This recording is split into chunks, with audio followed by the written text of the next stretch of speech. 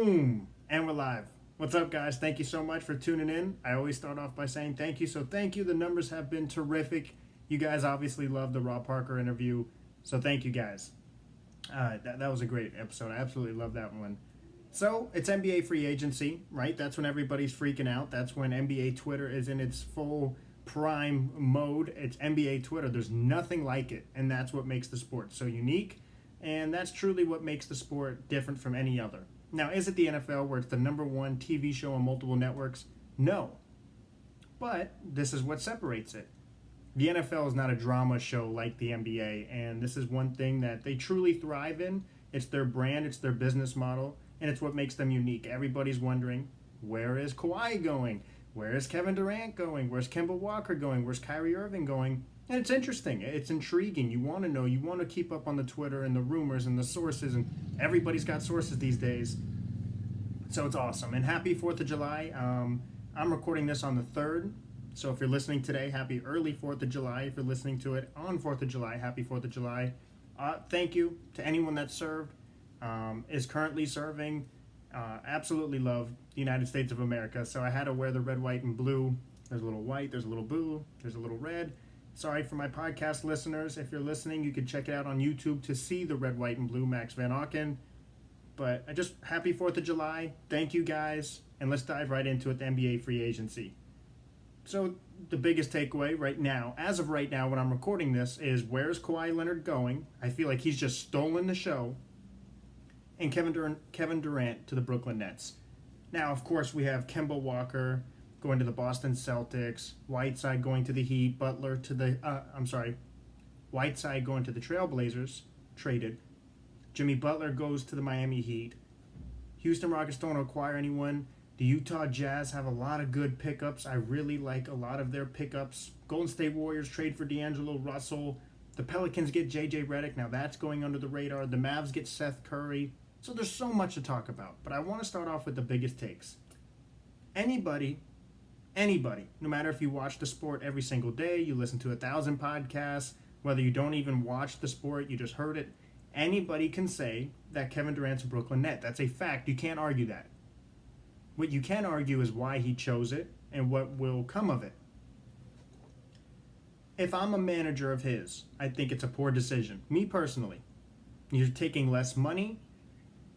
You're not going to a better front office. The Golden State Warriors are arguably the best front office in sports. So it's a better business with more money, with more opportunity, with a franchise that's proven itself to be historically great and historically smart. A franchise you've won multiple championships with. So from a business side of things, from a legacy side of things, I don't think it was the right move. And I get it why some people think it was weak for him to go to Golden State, that he lost 73-9. I get it. I absolutely get it. But it was smart on his behalf to go to a better opportunity and win multiple championships, and he fulfilled that goal. Now, the one thing that you cannot quantify, you can't measure it, it's just something that is there. It's a human emotion, and you can't measure it on paper. It's not a stat, is where he just deep down wanted to go. He deep down wanted to go to New York. Now, his injury, I think, lost him some leverage with Kyrie Irving because now he knows he needs to play with another player because he's coming off a torn Achilles, which is probably the worst basketball injury in sports, that and the ACL, but I think the torn Achilles is worse. So he knows he needed another guy, and that other guy is Kyrie Irving, who he's buddies with, and that buddy, that Kyrie Irving guy, wanted to go to Brooklyn, so he chose Brooklyn. That you can't argue with. That's a fact. He chose Brooklyn. And that's something he wanted to do. That's something that made him happy. And so I think we can judge it and we can give our opinion on it because it's an opinion-based business. The podcast, the broadcasting business, the media business, it's all opinions and sources and takes and who can separate with what, who's right more than the other guy. But one thing you can't measure, not one thing, it doesn't matter who you are, you're not Kevin Durant. And what makes Kevin Durant happy is going to New York and playing basketball with Kyrie Irving. That's what makes him happy. So to him, this was the right move. To myself, I don't think it's the right move. I think they're going to underachieve. I think the Brooklyn Nets are going to underachieve. If reaching the finals is their expectations, the Brooklyn Nets will underachieve. If winning a championship is the Brooklyn Nets' expectations with Kyrie Irving and Kevin Durant, they're going to underachieve. They're going to underachieve. And I'll dive into that, but I just wanted to state that there's so many ways to look at it and there's so many opinions in this business, but there's one thing you can't argue. You can't argue what a man wants to do. Like, that's just what he wants to do. It's what makes him happy. You can't judge that. That's not a stat. That's not something that's right or wrong. It's just what makes him happy. So from that point, it was good for him to do this because it's what makes him happy. Now, you can judge it off legacy-wise, financially, from a business perspective, like I just did. But that's one thing I just always want to make clear with everybody is that we can judge where they should or shouldn't go, but at the end of the day, it's their decision, and you got to respect their decision. Another fact is, man, I'm sorry to be to any Knicks fans. You have to be sad at this day, and it's unfortunate. You know, I think everyone, I myself included, thought the Knicks would land Kevin Durant. The injury, I think, changed a lot of things. But one thing I could not disagree more with is this idea that the Knicks were smart to pass up on Kevin Durant because they've been burnt before when they invest in players who are coming off of an injury. They've been burnt before. They invest all this money and the players don't turn out the way they thought they would, or else they don't live up to their contract. They don't give back that value. I couldn't disagree more. This was not a good move by the Knicks. And reports are saying that the New York Knicks weren't willing to offer Kevin Durant the max. Chris Broussard, my guy, he thinks that the Knicks. He reported the Knicks were willing to. He just chose the Brooklyn Nets. Let's just say, for argument's sake, they weren't willing to, or anyone that thinks the Knicks weren't really willing to. Kevin Durant is coming off a torn Achilles. There's one thing you have to understand. If you don't understand the game of basketball, I'm going to try to help you out a little bit. If you go to the YMCA, you go to the gym, you go to the rec, you go to the PAL, wherever you go to play basketball, LA Fitness, you see somebody that's really tall, taller than you. I'm 6'2". Kevin Durant's 7 feet. For me to make a layup, it takes more effort for me to drive and get to the layup. To him, he's 7 feet tall. It's a little easier. He doesn't have to exert as much energy and as much effort. He's right there. That's just facts. Now, I'm not saying skill-wise. I'm just saying just based off something that you're born with, height. It's just DNA. It's in you. You can't teach height. So he's 7 feet tall. He's not an explosive guard where he relies on his athleticism as much because he's 7 feet tall. He has length, a long wingspan. That's just something he's gifted with. Now, am I saying he doesn't use athleticism? No. Of course he does. Every NBA player uses athleticism, some more than others. But he doesn't rely on it. Russell Westbrook relies on his athleticism. John Wall relies on his athleticism. Derrick Rose relies on his athleticism, that explosiveness to get to the rim. And they're not good shooters. They're inefficient, but they're extremely explosive and get to the rim. Kevin Durant's 7 feet tall. So with the torn Achilles, his game isn't reliant on his athleticism. He can get to the basket already. He's tall. He can finish amongst the trees. He's tall. Now, I think Kevin Durant's going to come back, and even at 90% is still an amazing player. Maybe not the best in the world, but top 5. Top 10. Kevin Durant is going to be an amazing player. And Kevin Durant has a jump shot that is fluid. He has a fluid jump shot, a pure jump shot. He can shoot. It's like Kareem Abdul-Jabbar's sky hook where he mastered where I'm going to go up for the hook, and I know you can't reach that point on my hook. And once I master that shot, it's unstoppable. Kevin Durant's mid-range, he's 7 feet tall. When he goes up for his jump shot with long arms, you can't block the shot. And now that he's mastered the mid-range, it's just cash money all day. That's going in. You cannot stop it. Now, that's not relying on athleticism. So I don't think he's going to come back. And of course, it's going to be an adjustment period. You're going to have to ease into it. And there may be some bumps along the road. But Kevin Durant's still going to be an amazing player. And I think that's something I want the Knicks to understand, specifically Dolan, the owner of the Knicks, the worst owner in sports. Where I understand he's been burnt with Joakim Noah, maybe Amari Stoudemire. He was disappointed in Carmelo. Well, here's a news flash for Dolan and any Knicks fan that supports that. Kevin Durant is not those guys. Kevin Durant is an all-timer. Kevin Durant was the best player, second best player in the world before that injury. Him, LeBron James, or Kawhi, whatever way you want to go. A lot of people were starting to think it's Kevin Durant because LeBron missed the playoffs. He's not those guys. Those guys were never the player of Kevin Durant. This is a once-in-a-lifetime guy. And it's more than just the player. This is what I'm trying to really get people to understand, is that the Knicks needed Kevin Durant for symbolism. You missed out on Zion Williamson.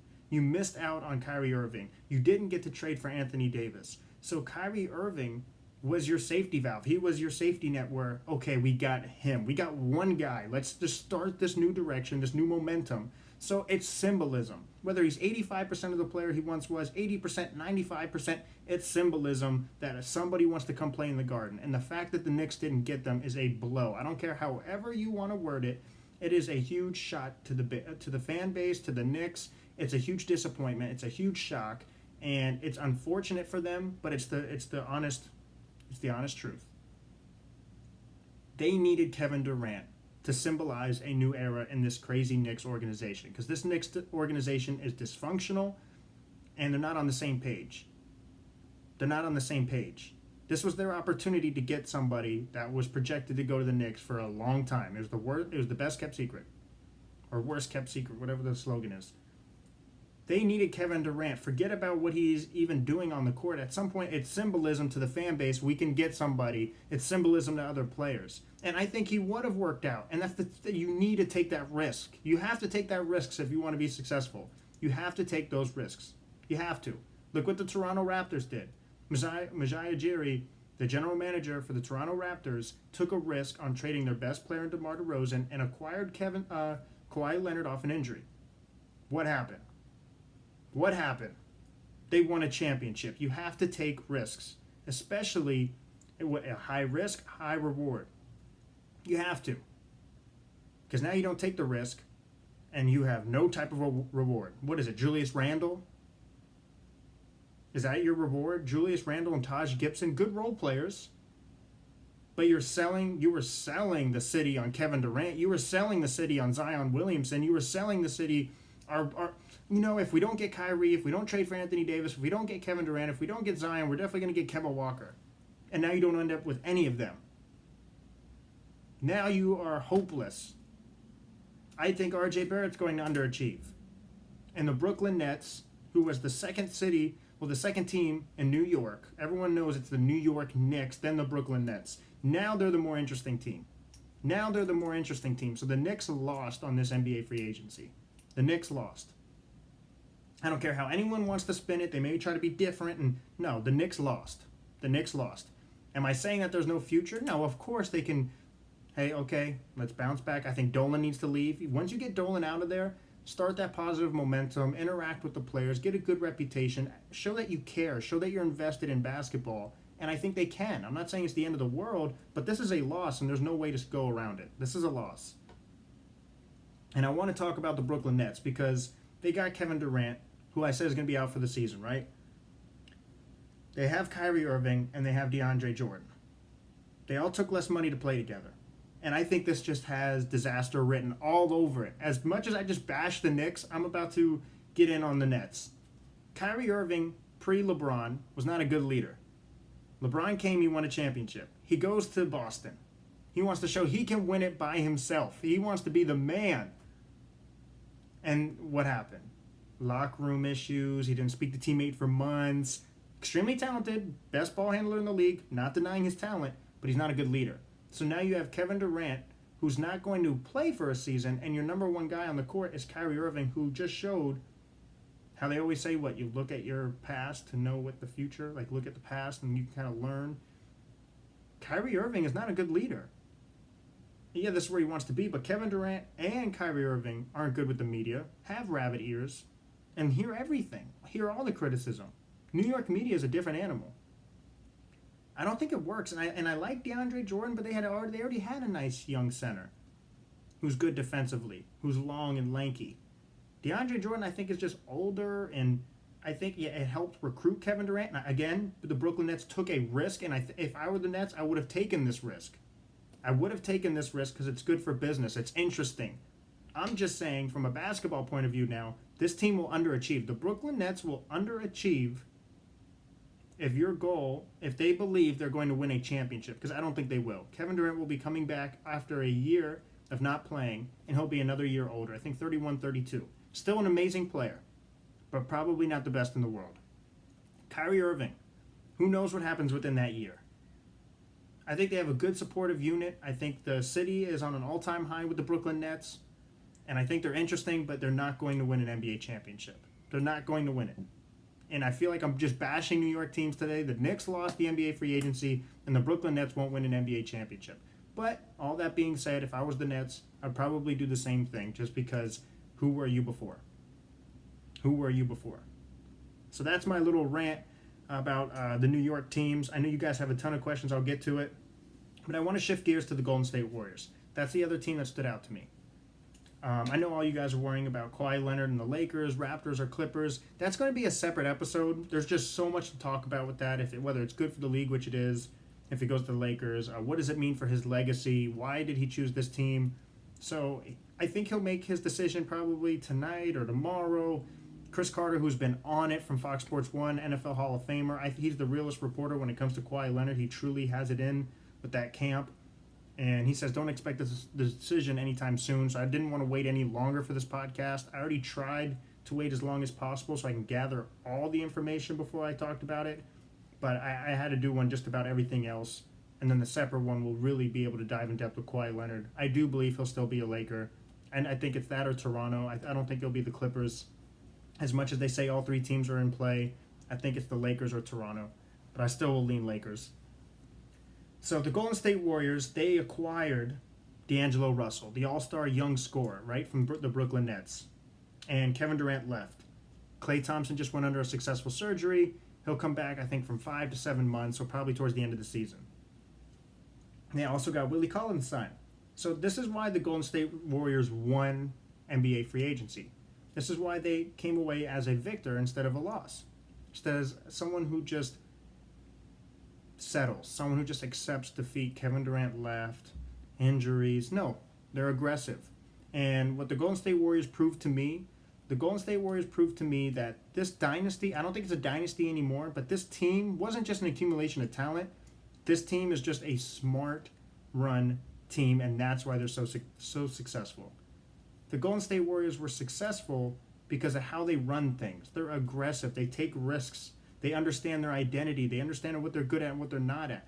So everyone sees the KD, Klay, Curry, Draymond, Cousins. That's why they're great. But how did they get there? How did they get there? They got there because they understand the game. The players have self-awareness. They know what they're good and what they're not good at. They're aggressive. They're extremely smart. They're ahead of the curve. And they won again. Now, like I said, the dynasty's over. I don't think they win the NBA championship, but they're still a top-tier team in the West who could go to the finals. If Kawhi Leonard doesn't go to the Lakers, they have a legitimate shot.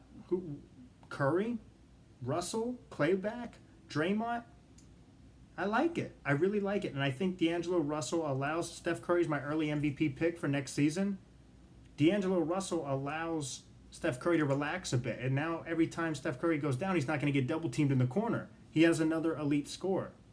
Now, I do see a potential trade. I think they could, and they kept Looney, which was a great steal, by the way.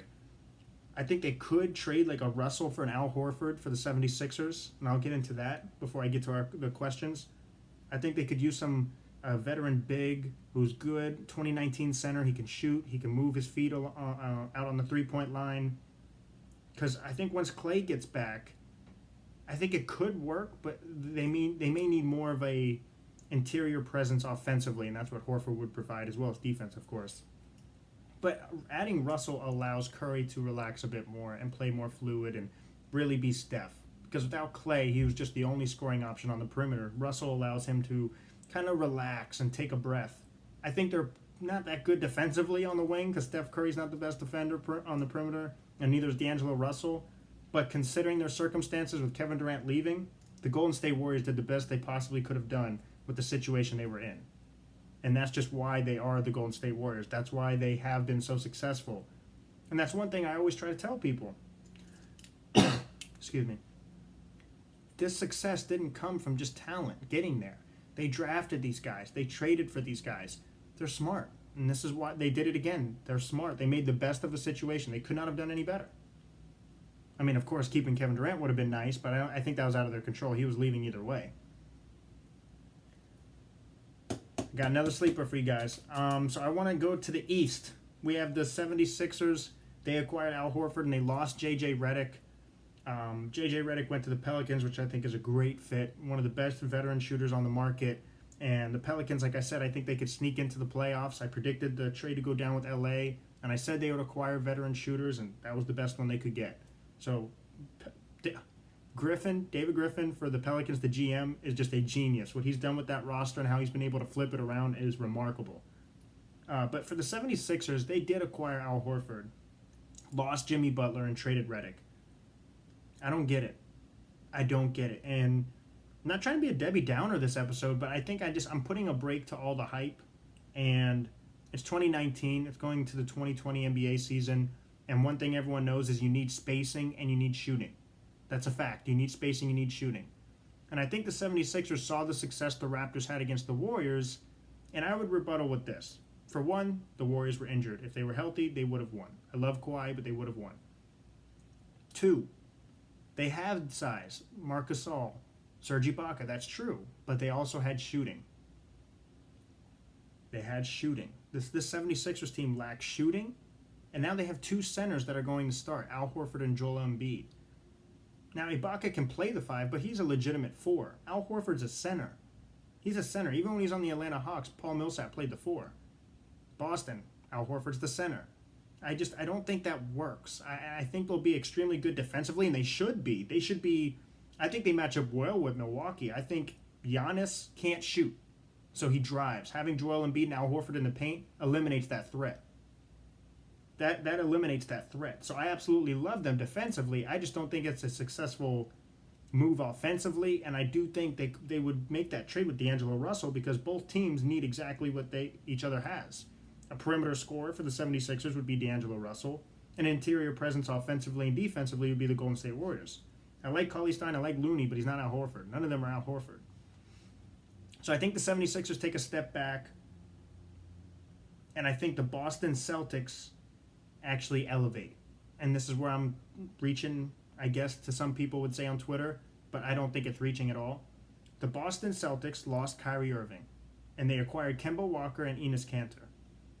What did we see when the Boston Celtics didn't have Kyrie Irving, when he was injured? And they went to the finals against LeBron James. LeBron won, but we were so impressed with the young unit. And I said when Kyrie Irving came back, yeah, they'll have all their talent again with Gordon Hayward and Kyrie, but this is going to be the hardest challenge for Brad Stevens because now he has to deal with egos. That's like half of coaching now in the NBA is dealing with egos. And it didn't work. There's only one ball. And it didn't work. Now with Kyrie Irving leaving, Kemba still needs the ball, but he's not as needy as Kyrie Irving. I think this really works. I think Jason Tatum steps back up to what we saw his rookie year. Gordon Hayward's another year healthier. I still love Jaylen Brown. Kemba Walker adds that scoring, and Enes Kanter is your buckets that you're missing in the paint when Al Horford left. Now, he's not the defender of Al Horford, absolutely not, but he'll give you 17 points per game. Because I think Milwaukee took a step back. They're paying Middleton tons of money. I'm not trying to bounce around here. I'm just comparing them to the teams. I think they're my sleeper to come out of the East. The Boston Celtics are my sleeper to come out of the 2019-2020 Eastern Conference and play the Lakers in the finals. They're my sleeper. Because I look at Milwaukee.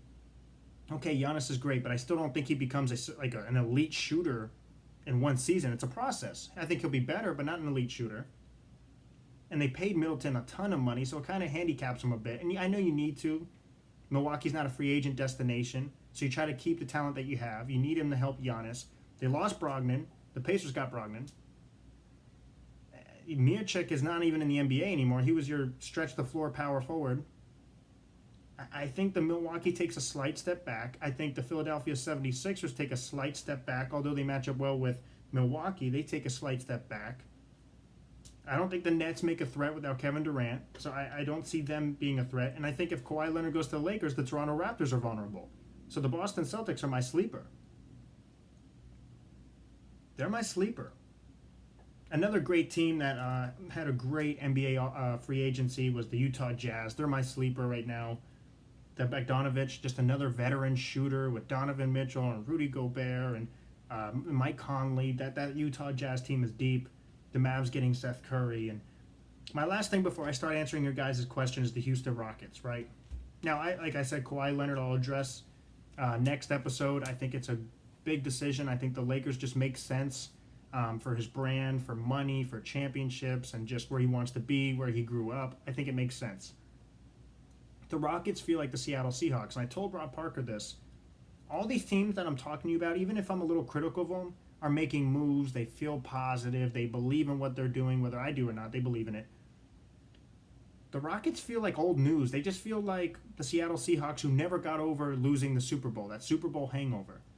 The Houston Rockets were this close to beating the Golden State Warriors and never did. They were supposed to beat the Golden State Warriors last year. They've been trying for years, and now they had the opportunity where Kevin Durant's hurt, and this was the opportunity. Golden State was more vulnerable than ever, and I hate to use the word choked, but they did. They choked in the playoffs, and they didn't win. Then you hear the friction between James Harden and Chris Paul. And I've been critical of Chris Paul. I think, the contract, you can't even argue. It's not debatable anymore. It's a ridiculous contract. An older player who misses more and more games every single year, deteriorated in the playoffs, is just making tons of money. One of the highest players in the league. It's awful. So you have the friction there. Them not acquiring anybody. And I don't think you have to acquire anyone to be a good team necessarily. If you already haven't, just stay who you are, be consistent. But when your general manager and Daryl Morey makes it clear anyone's tradable, I want Jimmy Butler, then it does feel like a loss. If he didn't set that precedent, like if he didn't say everyone's tradable and like, hey, we want a meeting with this free agent, which we all know is Jimmy Butler, then it's different. If you didn't hear about the rumors with Chris Paul and James Harden, then it's different. Yeah, Chris Paul's aging, but at least they're getting along. No, I got reports, true or not, that James Harden and Chris Paul are arguing. They didn't like each other. Didn't talk for weeks. Then I get that the general manager is willing to trade anybody. They don't get anybody. I don't think Jimmy Butler would have been a good fit, but you sent this message that we're going to try to get someone, and you're an aggressive general manager who typically tries to land these guys, and you didn't get anyone. I just think the Houston Rockets are the Seattle Seahawks of the NBA right now. And they need to find their identity. But, okay, you guys sent questions. I told you ask away, and you guys did. I'm going to hit on a couple of them this episode, and then there's a lot of questions, so I'm going to get into some of them next episode as well. Will Kawhi Leonard be a Laker? This is crazy. It is crazy that... This is so funny. So the Toronto Raptors, there was like a Kawhi's camp said we don't want any leaks.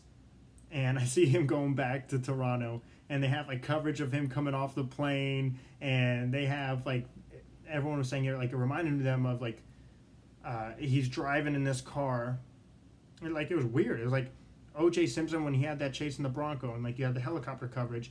Like Kawhi Leonard's driving in this car, and you get this helicopter coverage of him driving in the car, and it's like, what happened to not wanting any leaks and the meetings?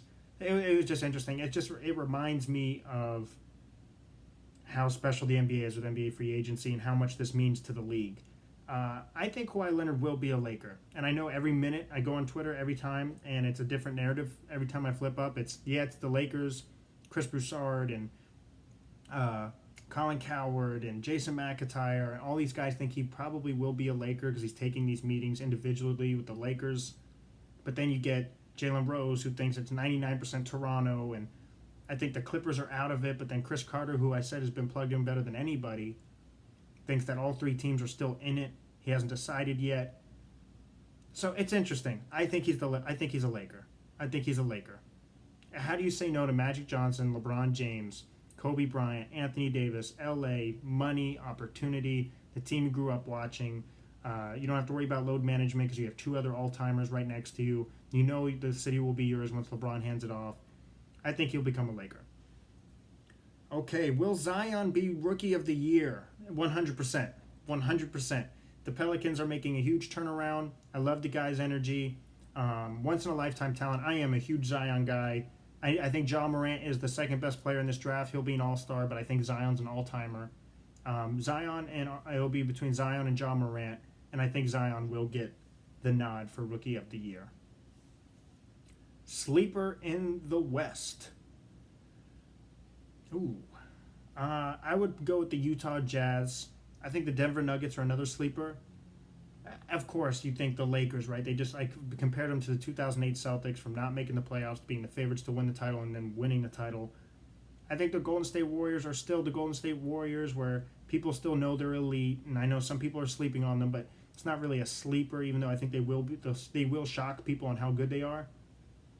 At the Utah Jazz and what they've done is incredible to me. They check off on every check. It's like, do you have a star? It's like Donovan Mitchell's your young star. Do you have a defensive player? Your back-to-back champion defensive player of the year, Rudy Gobert. Do you have shooters, Bogdanovich and Conley? Do you have a veteran point guard? It's like, oh, Conley. It's like, do you have a deep bench? Yes.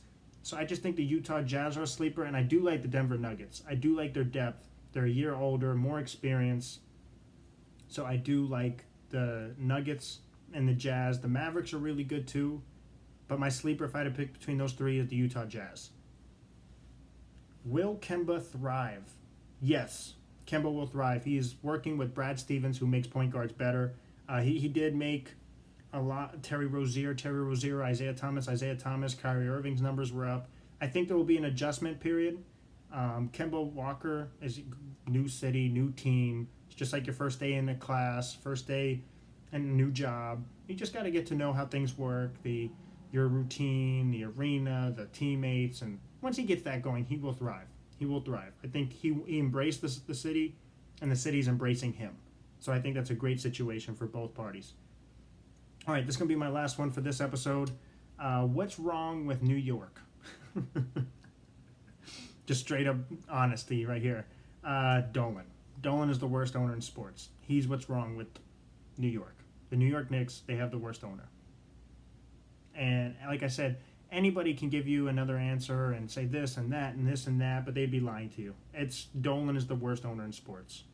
When you have bad ownership or bad management, it's hard to overcome that. Their ownership is just terrible. He needs to give up the New York Knicks. I guarantee if you gave up the New York Knicks, you gave someone that understands sports, someone that's actually invested and cares about it, and that is smart and knows their role, the Knicks would be better. That's why. Guys, I appreciate it.